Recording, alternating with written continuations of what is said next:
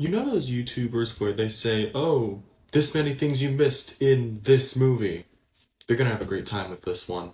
Ghostbusters Afterlife is in theaters now. Let's get into my thoughts on it. This is the newest movie in the Ghostbusters franchise, and it follows a single mom and her two kids arriving in a small town in Oklahoma, and they begin to discover the connection to the original Ghostbusters and the secret legacy that their grandfather left behind. I gotta admit, I was pretty skeptical about this movie. The last time they tried to bring back Ghostbusters didn't really go too well. And then there's the whole different conversation about fan service, which I'm not gonna get into in depth, but in my opinion, I think a movie should earn doing fan service before getting into it. That's just my thoughts on it. And going off of that point, Jason Reitman, the son of Ivan Reitman, the director of the original two Ghostbusters movies, directed this new one here.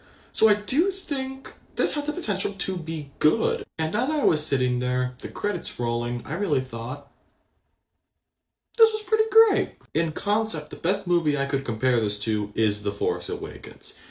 Even though I would say that Afterlife really does that fan service movie concept better. And by that I do not mean this is not a fan service movie. No. This is one of the rare examples of this setting up a good movie first, throwing in those little references in there, but they don't overwhelm the movie itself.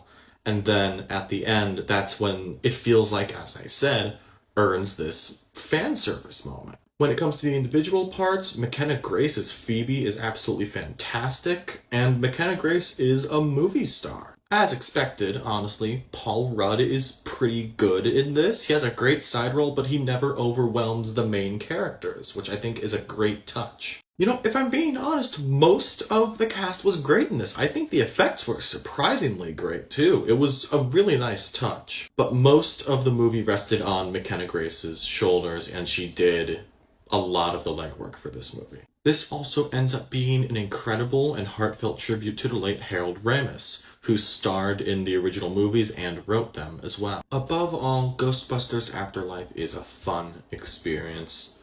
There's a lot here to like, there's a lot here to love, and not a lot to hate. Honestly, this is one of the most fun movies of the year. Also ends up being a great movie as well.